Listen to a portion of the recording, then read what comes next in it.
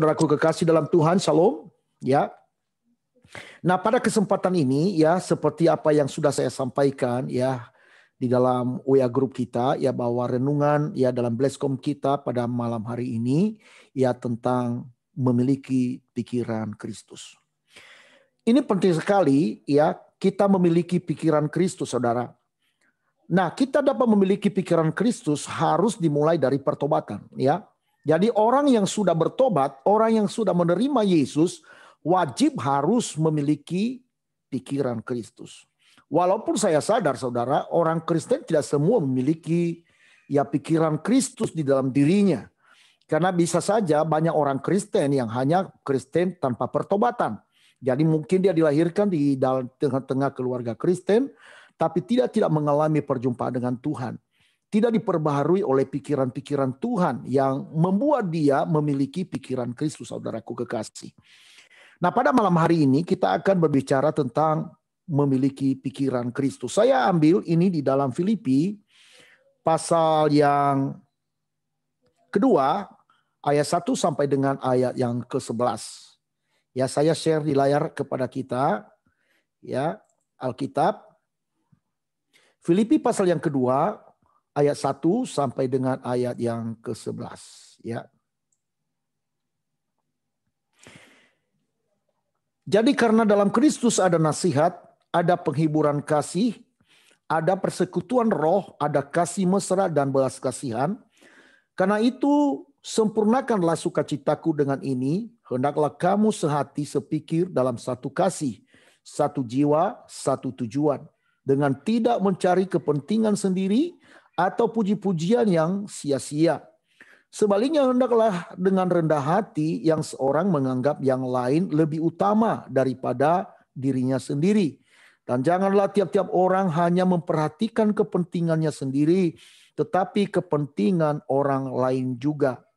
Hendaklah kamu dalam hidupmu bersama menaruh pikiran dan perasaan yang terdapat di dalam Kristus Yesus, yang walaupun dalam rupa Allah tidak menganggap kesetaraan dengan Allah itu sebagai milik yang harus dipertahankan, melainkan telah mengosongkan dirinya sendiri dan mengambil rupa seorang hamba dan menjadi sama dengan manusia.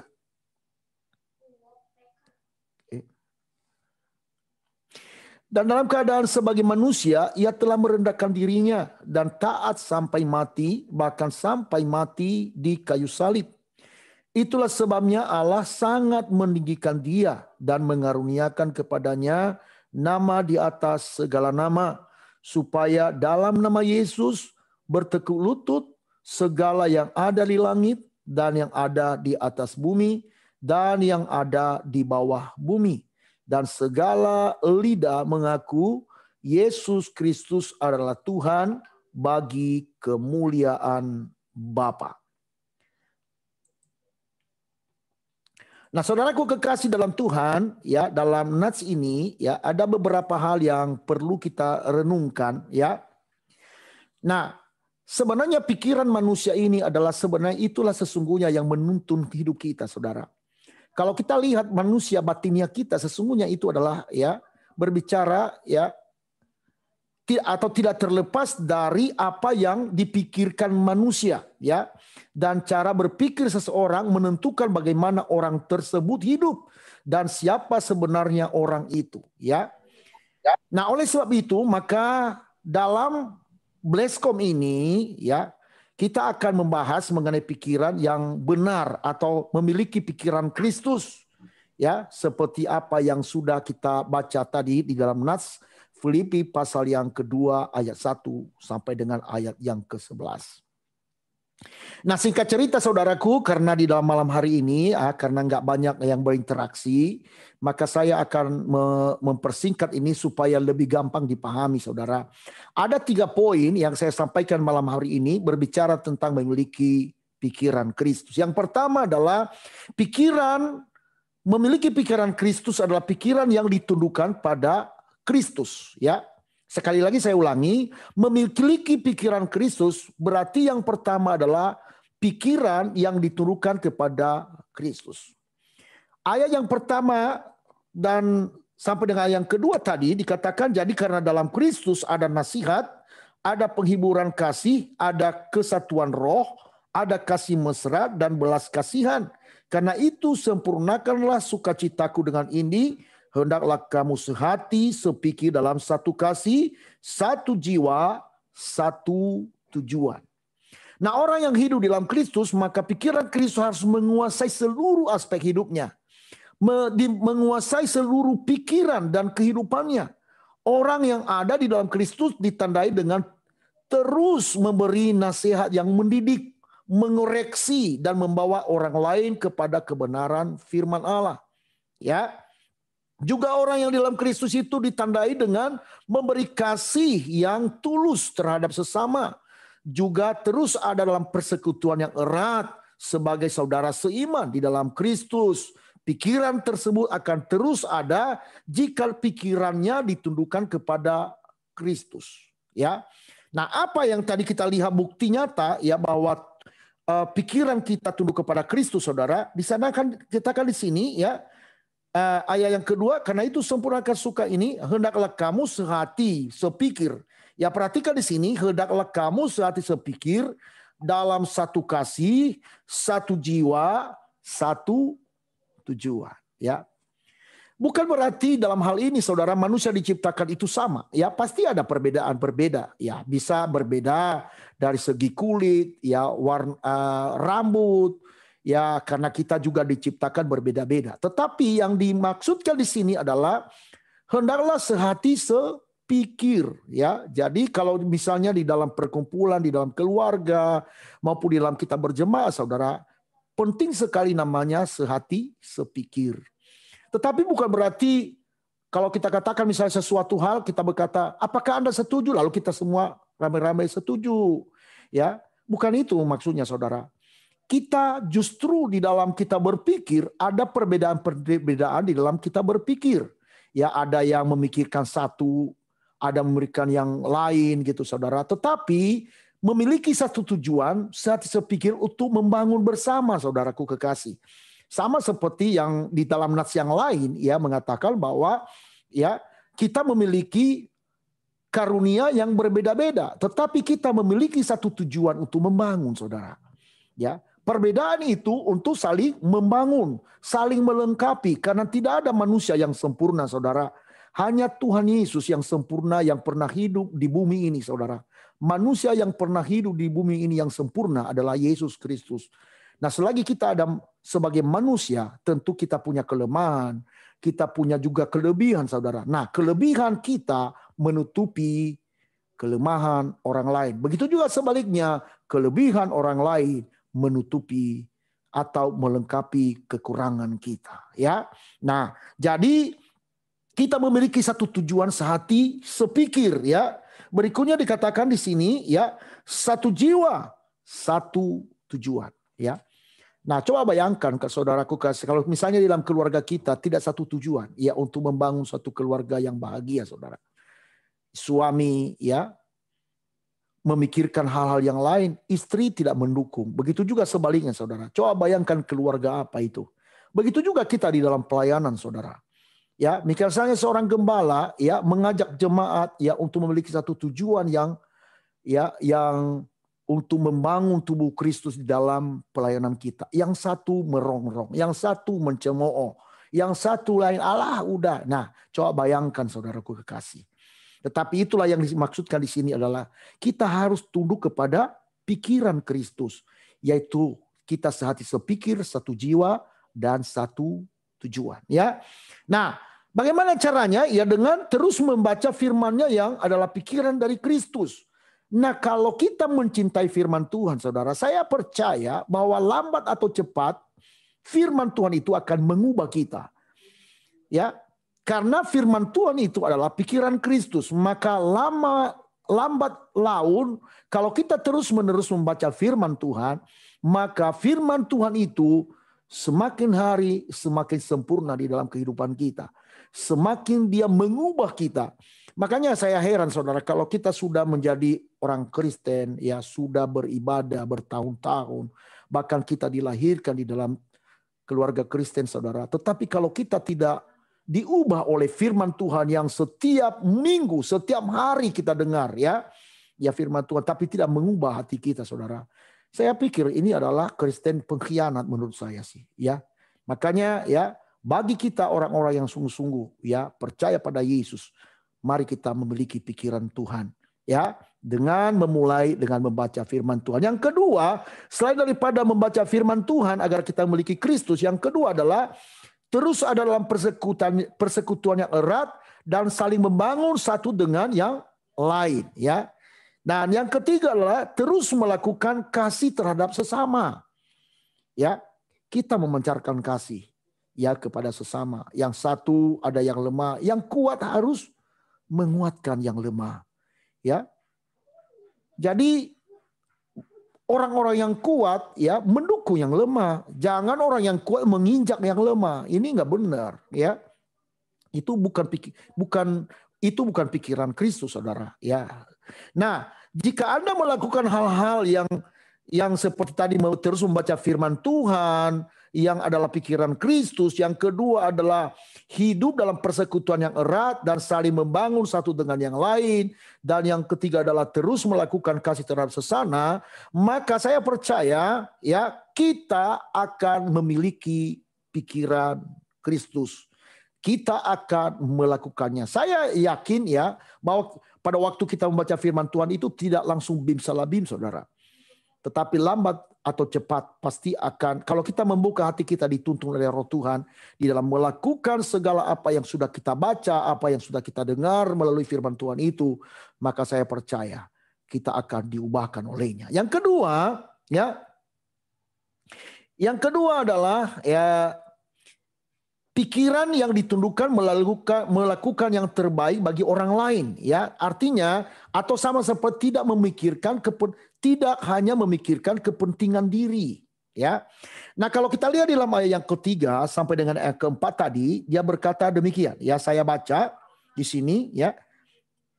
Dengan tidak mencari kepentingan sendiri atau puji-pujian yang sia-sia, sebaik-baiknya hendaklah dengan rendah hati yang seorang menganggap yang lain lebih utama daripada dirinya sendiri. Dan janganlah tiap-tiap orang hanya memperhatikan kepentingannya sendiri, tetapi kepentingan orang lain. Nah biasanya orang pada umumnya ya lebih berpikir untuk kepentingan diri pribadinya. Mereka berpikir bagaimana untuk mencari keuntungan besar, bagaimana supaya dia lebih populer, lebih terkenal, ya, agar dirinya supaya dipuji-puji orang, ya. Nah, bagaimana kepentingannya lebih bisa diakomodir, ya. Bagaimana supaya orang-orang, ya, itu pikiran dunia, saudara, orang-orang yang baru bertobat, mereka lebih bagaimana pikirannya diakomodir oleh orang lain, saudara. Tetapi tidak demikian dengan orang-orang yang sudah, ya, yang sudah percaya, ya. Seharusnya bukan seperti itu, ya. Pikiran yang seperti itu adalah pikiran di luar Kristus. Nah, tapi pada malam hari ini ya, firman Tuhan menasihatkan kita supaya jangan kita memikirkan ya hanya kepentingan diri kita sendiri, hanya supaya kita dikenal, hanya supaya kita mendapatkan keuntungan besar. Ini adalah sesuatu hal yang salah ya di dalam berpikir sebagai orang percaya. Nah, mengutamakan kepentingan saudara seiman itu yang penting, ya. Siapa saudara seiman kita itu dimulai dari ya keluarga kita, istri, suami, orang tua, dan juga anak-anak, orang lain yang seiman dengan kita di dalam pelayanan, ya. Jadi kita mengutamakan kepentingan-kepentingan itu, kita pikirkan, saudara. Saya percaya, saudara, kalau kita memikirkan orang lain, Allah ya akan membalaskan kepada kita. Jujur saya katakan, saudara, kalau saya berdoa, saya tidak banyak berdoa untuk diri saya sendiri, saudara. Saya lebih banyak berdoa untuk orang lain, saudara. Aku kasih, ya. Dan saya percaya, saudara, lambat atau cepat, suatu waktu nanti, ya, saya sebagai hamba Tuhan akan menuai, saudara. Karena saya percaya apa yang dijanjikan oleh Tuhan. Itulah sebabnya segala kepentingan, ya, kepentingan yang lebih fokus kepada diri sendiri, mulai saya tanggalkan, saudara. Dan itu tidak gampang untuk melepaskan pikiran itu.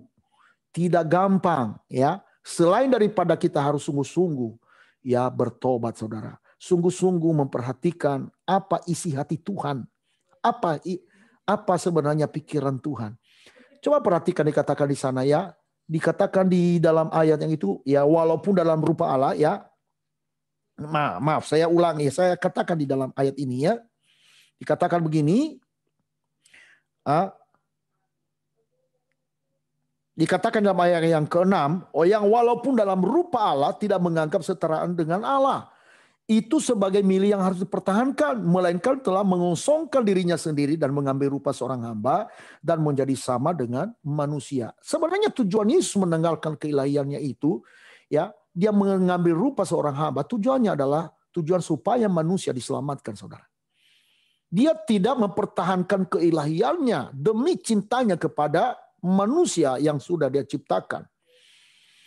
Nah begitu juga kita saudaraku kekasih. Ya mungkin kita nggak berdarah-darah seperti Yesus dalam mengorbankan diri kita untuk kepentingan orang lain. Tetapi setidaknya kita menaruh perhatian kita kepada orang-orang yang membutuhkan, saudara. Jangan kita hanya memikirkan diri kita sendiri, keuntungan kita, popularitas kita, ya. Jangan, itu harus kita tinggalkan hal-hal demikian, ya. Tidak memikirkan lagi keperluan-keperluan yang bersifat pribadi, ya. Walaupun juga itu saudara ya penting juga ya, tapi sekali lagi itu bukan merupakan sesuatu hal kita mengorbankan orang lain demi kepentingan kita, ya. Dan yang ketiga ya, saya singkat aja saudaraku kekasih ya. Pikiran yang ditundukkan untuk tidak menganggap diri lebih baik dari orang lain. Ya, kita melihat itu dari ayat yang ke-5 sampai dengan ayat yang ke-11. Yesus memberikan contoh buat umatnya, buat kita, orang-orang yang sudah ditebus olehnya. Dia merendahkan dirinya bahkan taat sampai mati di atas kayu salib. Dia tidak memikirkan dirinya hanya demi kasihnya kepada manusia yang sebagai umatnya. Nah seringkali sebagai orang percaya menganggap diri kita lebih tinggi dari orang lain. Lebih utama dari orang lain. Lebih hebat dari orang lain. Lebih pintar dari orang lain. Nah pikiran-pikiran tersebut saudara harus kita singkirkan. Apalagi di dalam pertemuan-pertemuan ya dimanapun kita berada. Menganggap kita lebih terhormat dari orang lain saudara. Ya, kalau kita meninggikan diri Allah sendiri akan merendahkan kita. Tetapi kalau kita merendahkan diri saudaraku kekasih, firman Tuhan yang berkata bahwa dia akan meninggikan kita saudara. Mari kita rendahkan diri di hadapan Tuhan. Jangan kita menganggap kita lebih hebat dari orang lain. Ya, biar mereka yang lebih utama ya. Jangan kita menganggap bahwa kita yang paling hebat, kita lebih utama dari orang lain saudaraku kekasih ya. Berikanlah semuanya itu kemuliaan bagi Allah. Jangan kita menganggap bahwa kita lebih kaya dari orang lain. Sekalipun faktanya mungkin kita lebih kaya dari di lingkungan kita, saudara. Tetapi jangan miliki pikiran-pikiran seperti itu. Selalu kita berfokus bahwa segala kemuliaan hanya bagi Dia. Karena segala apapun yang kita miliki, saudaraku kekasih, adalah suatu bentuk kepercayaan Tuhan bagi kita. Dan kalau kita menyadari hal demikian, maka sudah pasti kita akan jauh daripada kesombongan. Jauh daripada tinggi hati. Karena kita selalu fokus bahwa semua yang kumiliki adalah hanya bentuk kepercayaan Tuhan bagiku. Hanya titipan Tuhan bagiku. Dan semuanya bagi kemuliaannya, bagi hormatnya. Jadi kalau kita memikirkan hal seperti ini saudara, luar biasa. Kita akan menjadi terang dan garam dimanapun kita berada. Kita pasti disukai oleh orang saudara. Karena tidak ada yang disukai, orang nggak menyukai orang yang sombong saudara. Coba perhatikan orang yang sombong, apakah Anda senang? Nggak mungkin Anda senang. Nah kalau kita udah tahu bahwa orang sombong itu tidak disukai orang saudara, bagaimana mau kita memiliki hal seperti itu? Tapi coba lihat orang-orang yang rendah hati saudara. Saya pernah menemukan orang-orang hebat, orang-orang kaya. Ya, mereka rendah hati saudara, tidak menonjolkan diri. Ya, low profile saudara. Tetapi justru saya kagum dengan orang-orang demikian. Saya secara pribadi kagum dengan orang-orang seperti itu. Ya. Dan khususnya dalam warga GBI Kota Daud, milikilah kerendahan hati seperti Kristus memberikan contoh, memberikan teladan bagi saya dan saudara. Sehingga nama Tuhan dipermuliakan dalam seluruh aspek hidup kita saudara. Itu saja yang saya sampaikan pada malam hari ini. Kiranya Tuhan memberkati kita sekalian. Amin.